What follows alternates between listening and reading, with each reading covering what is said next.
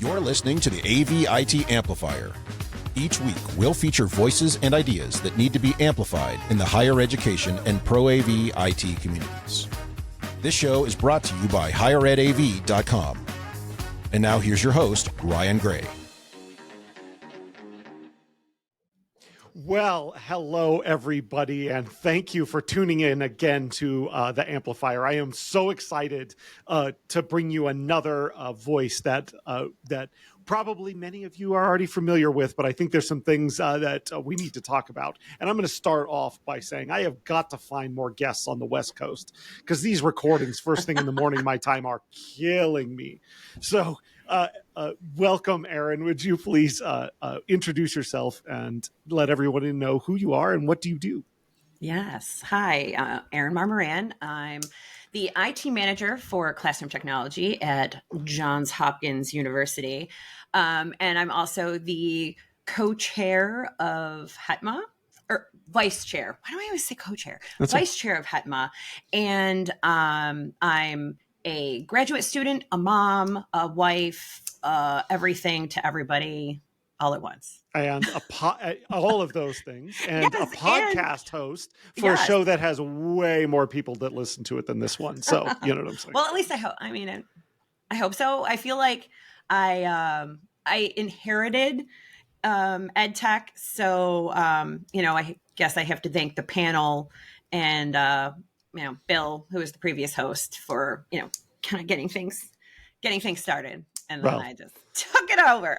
Everyone tune into EdTech on AV Nation. And I like you've had rotating guests coming in, not just the regular panel. And that's been awesome. So keep that cycle going. Absolutely. I figured I want to make sure that I try and reach out to people and get them on the show that you wouldn't maybe normally hear from on other things, and kind of lift up those new voices. I love it. Amplify them, if you will. If you will, yeah. And you are a wise person that has a podcast that's only once a month. So it's, you know what I'm saying? That's a little easier to do. Okay, so yeah. So thank you for joining us. Between HETMA and other things, Erin and I seem like we're on 2 or 3 Zoom calls a week these days because there's so much going on. But one of the things that you've been working on for a while, and we've only talked about a little, but I've always been fascinated about, is your master's degree and the degree you're working on. Because one of the fancy diplomas behind me there is my master's degree, which is in educational technology from Northern Arizona University. You're pursuing something that I think maybe has a little more rigor than what I did. So what are you working on, and how long have you been working on it? Yeah, so I am going for my master's in engineering management, which I didn't realize was a thing really until I started, went and applied for it. But yeah, it's essentially a technical MBA. So pretty much like that from the required coursework. So there are actually the program that I'm in has different tracks, and so you could do like electrical engineering, aerospace, like more specified. But then there is the technical leadership track, and that's the one that I'm on. And there's the 5 core classes and then the 5 electives. And each of the core classes is like, you got your communications, your executive leadership, regular technical, leading a technical organization, and those sorts of classes. And then I was lucky enough to get into the second semester that it was offered a product management and supply chain class. That was amazing. It was, I can't even describe how cool the class was. And it kind of worked out because it was during the same time frame that I was meeting with a couple of manufacturers and their product manager, for their different lines. And so it was neat to really see firsthand what they do and how what they were teaching in the class and how it all kind of comes together. So that was amazing. And now I have a whole new appreciation too of that side of the business. Whereas, we just, when are things going to arrive? Like, I want this product. Why doesn't it have this on there? And I was like, oh, well, it's on the roadmap. It's an agile process. Like, one product, once it's on the shelves, they're still going through the process. So that's awesome. So one of the things that has come up on the show a couple of times is kind of, the role of tech managers, whether people call us end users or not, but sort of being, I'll just say, the last purchaser in the line of purchasing that goes way back before us, down to steel and small component parts and all of those sorts of things that we have a responsibility to not just be consumers, but to be responsible members of the entire process, of the entire, we call it a vertical, but what I'm saying, we need to understand the industry that supplies us with the tools we need to do our jobs. So and we'll go back to it, but the supply chain thing is fascinating to me. You said you couldn't describe how little of that process do you think we're all actually engaged with on a regular basis? We are like the only part that we see such a small part of the supply chain. Like, we think of the supply chain as being like the product coming off the line and arriving to us. Like, to us, that's the supply chain. Whereas like for a manufacturer, it starts all the way at those little individual components, and even before that, it's the design of the product itself. So there was a projector that was in development by a company that they had, I believe that I heard 200 different screws. So not just 200 screws in the thing, 200 different screws between the diameter and the length in their prototype. So they were like, part of the supply chain thing is to narrow that down so that there's 5 different ones or so then they can source those all from the same place in greater amounts, as opposed to being like, we'll take 100 of those, 100 of those, 100 of those. And so it's amazing the things that we don't necessarily see on our end that we're like, oh yeah, it goes well beyond there. And then to have to diversify where they get their components from. And I think that's becoming much more of a relevant thing because of not only just, post-pandemic supply issues, but it's also the like climate of the world and who's playing nice with who. So it's like, ooh, these guys are aligning together. We probably don't want to buy components or rely on components from that one country. We need to get them at least from a couple other places. So there's the connection, like to working AV day in and day out. We don't think global international politics as part of what's affecting it, but it's through exercises like this that you get to see how many things affect what's going on and attack that from a learning perspective. That is, we want to know, we want to be educated, we want to do this. And from an institution with the prestigious name of Johns Hopkins University, are you going to have a Johns Hopkins master's degree? I am. Okay. Yeah. I joke that when I was at ETC, I was like, my master's program is the #2 online engineering management program. And I said it when I happened to be standing right next to somebody who works at Stanford, who has the #1 program. And he knew it too. So, yeah, I'll bet he did. Thanks, Sean. Thanks, boyfriend. Well, yeah. Well, there's always next year. Those rankings get updated every once in a while. That is true. What I'm saying? That is true. So now, maybe by the time I graduate. So then when you graduate with this and eventually you are, overseeing the technology management and supply chain for a big manufacturer, you're going to have a job for me, right? Of course. Of course. All right. Thank you for that. When you know what I'm saying? My Northern Arizona University master's degree is seen about the same as I think the one that you're getting right now. So, well, I mean, you had to put in the work to get it. The work, they don't just hand it out. So that's true. Okay. Yeah. All right. Give yourself a little credit. So let's go back to the beginning then. Why did you decide to do, doing a master's degree while like all the things you listed at the beginning of the podcast, while being a mom and trying to keep Hetma on the tracks and working your job and taking care of students and growing your career and doing everything else? Oh yeah. And let's put on the number 2 engineering management degree. Where did that decision come from?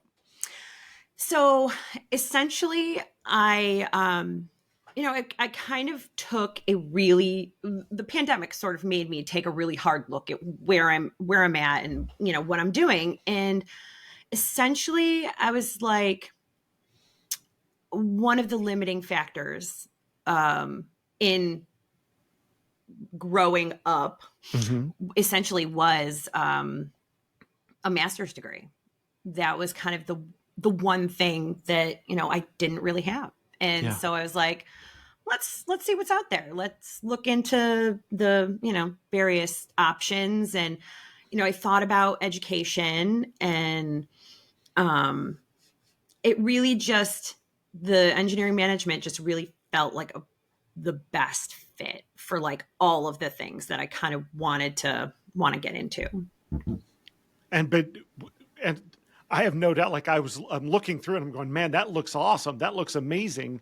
How did you ever think, no, I can put the time into that. I can actually add that to my plate. And how are you managing that time along with everything else that's going on? It's definitely, it's not easy. It's very much, I have to be extremely deliberate about my time in what I'm doing. But I love to learn, and I've always been a good student-ish, couple quarters in my undergraduate, not as much. I think we've all had those quarters. Right? Yeah. But I basically was like, you know what? I can do this, and I'm gonna do it. And, actually just getting accepted into the program was a bit of a challenge. The first time I had applied, I had essentially gotten an automatic, like, nope. Because one of the requirements for the program is that you have an engineering or a science degree. For those who don't know, my undergraduate degree is a BFA in illustration. Yeah. So definitely not the kind of degree that most engineering management students have. And certainly it definitely, I think, threw some of my classmates for a loop when, every class, essentially, we have to do an intro, the discussion board. And, mine is always, because one of the questions is, your degree. And I'm like, illustration? And so I think then there's an automatic, like, what in the world is she doing here? Like, no business. But then it's like, oh, well, I have been working in technology for 20 plus years. Yeah. I'll just say 20 plus years. Yeah. And I was I think 7/10 of the way done with an IT, master's in IT, before I came to Johns Hopkins. And then that equated to a graduate certificate in interactive multimedia development. Nice. So at least I had something to show for all of that work that I did. But I never ended up transferring or any, and I was like, but yeah. So when I applied again, it was like, hey, called up admissions, the admissions officer, and was like, so my application, can it get a little more scrutiny? And I ended up on a call with the head of the program. And at the end, he was like, you're the perfect person for our program. Like, it sounds like you could benefit from it. Hopkins could benefit from it. And I was like, nice. Let's do this. I love that story, because it's like you have to advocate for yourself. You have to, you know, if you know the right thing to do, sometimes you got to get into the person's office. I just real quick, when I, the beginning of my undergraduate, I went to 1 year of the University of Arizona, and they very kindly asked me not to come back for the second year. And they were right. So when I returned and decided, all right, I gotta get my degrees. You know, it was the same thing. I wanted, you know, admission into a specific program at Arizona State. And I literally went one day and sat in the office until the person would talk to me. And I had to just tell them, like, I'm not going to get up and leave. I know that person's here. If they're going to tell me no, they're going to tell me no. But I love that, like, regardless of your level of education, own your own education and decide what you think is right, and go make a school put it together for you. That's absolutely. awesome. And Absolutely. you seem like you're the kind of person too. Yeah, and you're the kind of person too that I feel like, you know, would be like, look, I know the right thing to do, and I will not stop until I accomplish this thing. Absolutely. So then, like, we hit a little on supply chain. You mentioned, you know, a technical MBA. I love that description of it. So the classes are kind of all over the place. Executive leadership. What does that look like? What sort of things are in there? And I love to ask 2-part questions, because, you know what I'm saying, it confuses. And, you know, these kinds of degrees, sometimes you have this cohort model. There are other people in there that you're learning from them. So if your history doesn't look exactly like, you know, other people's, how in that lens of executive leadership are you blending with the other people that you're going through this program with? Yeah, I somewhat think that the diversity in our backgrounds is kind of what makes it an even more valuable experience. And I'm currently taking the executive technical leadership course. And it's considered the capstone class. Even though it tends to not be the last one everyone takes, right. But the class is, we're each teamed up into a role. And so my team's role is as the VP of engineering. And so they'll, depending on the semester, there's usually a CIO, CTO group, a VP of manufacturing, a VP of tech services, and VP of research.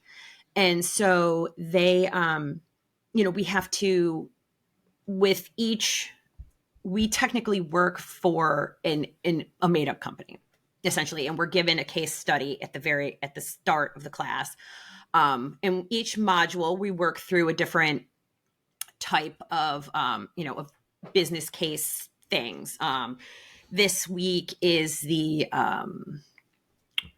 CT matrix and risk management matrix. And essentially we are going through, for the case study each week, we're given new information about this, you know, but what we're developing and what the company is working on. And so we have to essentially, through the lens of a VP of engineering, my team has to create like what the budgeted projects we're going to work on, considering our current line of products, how we can either expand on those or have a breakthrough product through either those product lines, or expanding on something new.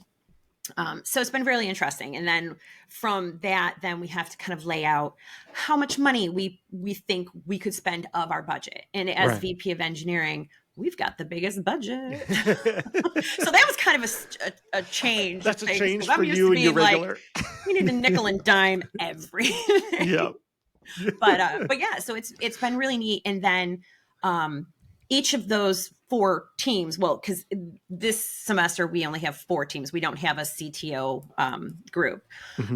So then we have to collaborate. We pretty much each week we designate someone on the team who is the collaborator and works with the other teams to create one cohesive presentation that is limited to 45 minutes and 17 slides.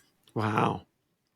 So yeah. So if you can imagine a class of about 20 people all having input to make it only 17 slides in 45 minutes.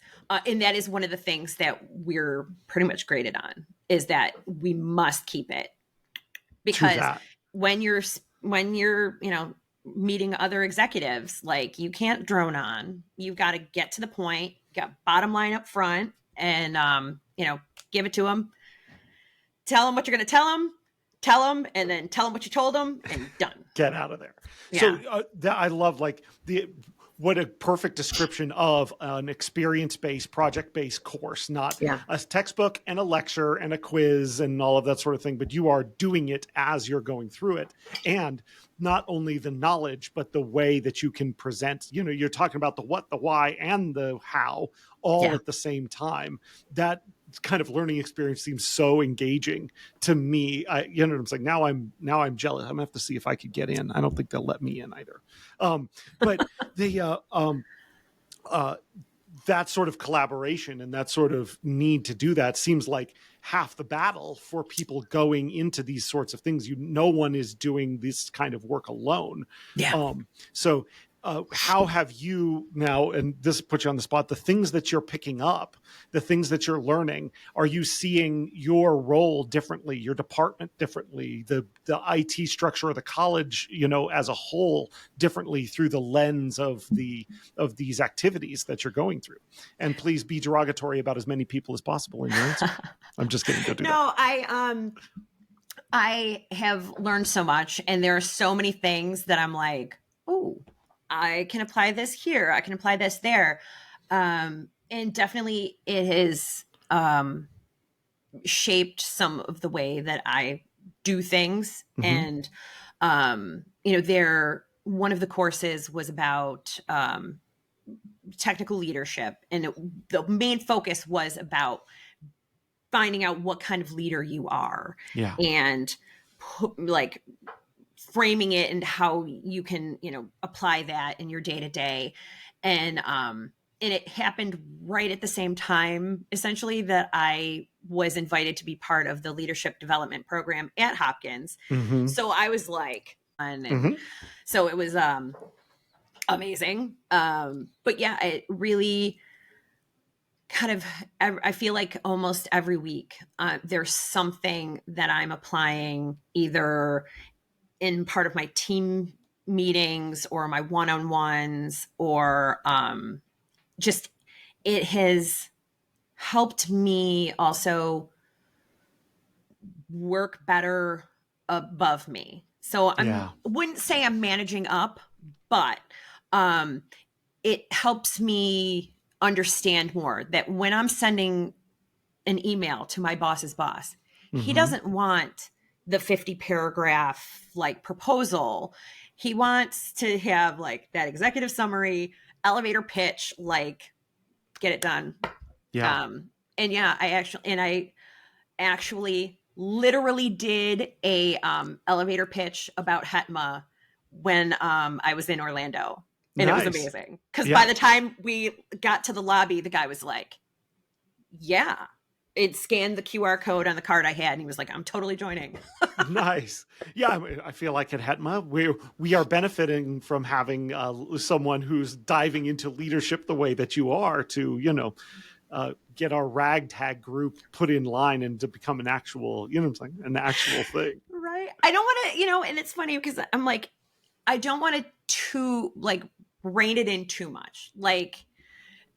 The circus is it's the charm of it. But then there are points where I'm like, okay, we need to we need to organize a bit.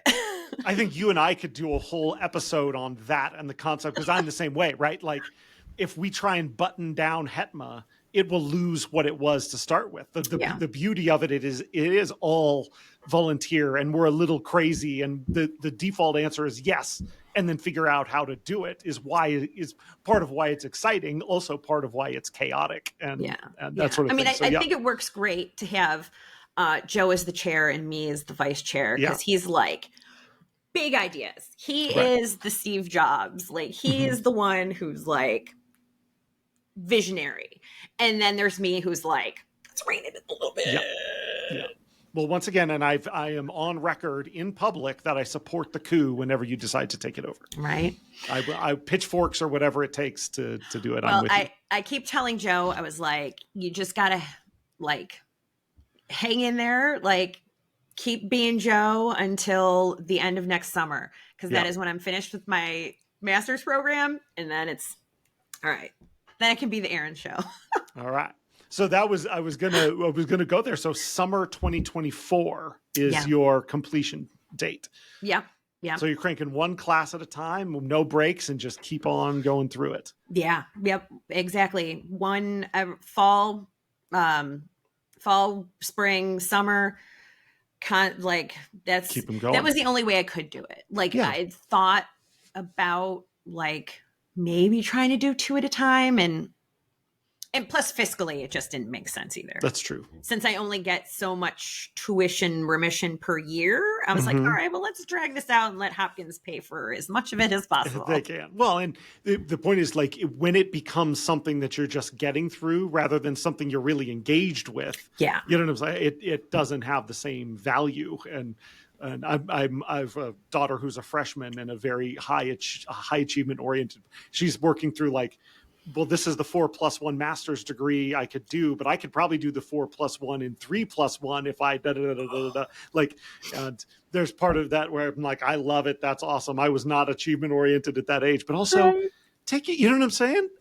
Make sure, like, one, don't kill yourself, but two, take it at a pace that you can really enjoy what you're learning and be engaged in what you're learning. Is a key part. A lot of times we forget that there's so much more to university than just the learning. Yeah.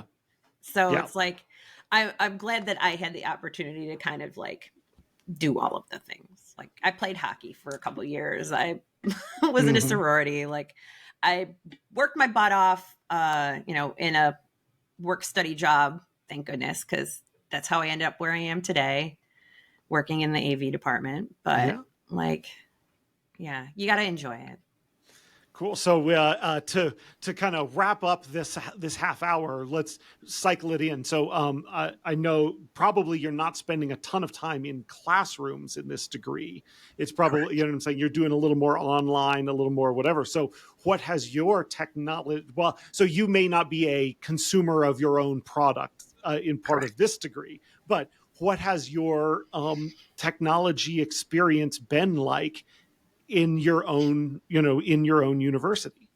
Yeah, it has been interesting to be kind of on the other side of it and see the learning management system stuff, which my team, we have a Canvas site for our student employees, but it was definitely different being on the other side of it. Yeah. And, like seeing the questions that come into the team chat or whatever, that's like, this isn't working. And I'm like, I don't have to deal with it. Yeah, exactly.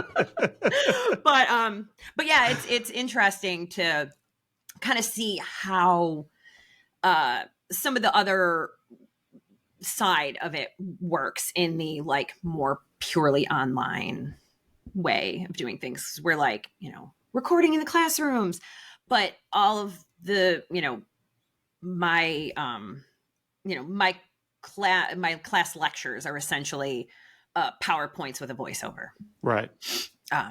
So like, luckily the topic is engaging because the actual like lecture. Well, when you're done, maybe you can show them what some other tools you have available for punching that up might be. You never know. Absolutely. Cool. Well, all right, then we will close with how people can get in touch with you, and that gives us a chance to talk about the coolest Twitter handle that's out there. But before that, so summer 2024, we need to have a Baltimore-based HETMA event of some time to coincide with your graduation. True? Absolutely. Let's get that planned out now. So that I'm going to have the graduation party to end all graduation parties. Right. Have all your rowdy friends show up and act a fool in the audience. You know what I'm saying? Yeah. We could There's nothing us higher ed people would like to do than go mess with a solemn occasion at another institution. Absolutely. Cool. Okay. So Erin, thank you for sharing about this. And, there are lots of lifelong education is something that I think all of us that work in higher ed believe in. We're here for a reason. And thank you for talking about what you're getting out of it, and good luck as you continue to pursue this forward. If people did want to learn more about your program or get advice on how on earth you are balancing everything it takes to do this, how would they find you? Yes, you can always reach out to me in any way, shape, or form. I'm on LinkedIn. You can find me on the HETMA community, or on Twitter or X, whatever feels like being called today, at Smirin_off_ice. Yeah. We'll get that story here in the next episode. So everyone stay tuned for next week as we will. Erin, thank you so much for joining us. I really appreciate it. Thanks for having me. Thank you for listening to the AV IT Amplifier. Tune in next week for more with today's guest. It'll be great, or your money back. Your host has been Ryan Gray. He's on the tweeters at Ryan_A_Gray, or find him on LinkedIn to connect. Please subscribe and give the show a rating and review wherever you get your podcasts. This show is brought to you by higheredav.com. The views expressed here are not necessarily those of our respective institutions, employers, or sponsors. Everyone hang in there, go easy, and we'll be back next week.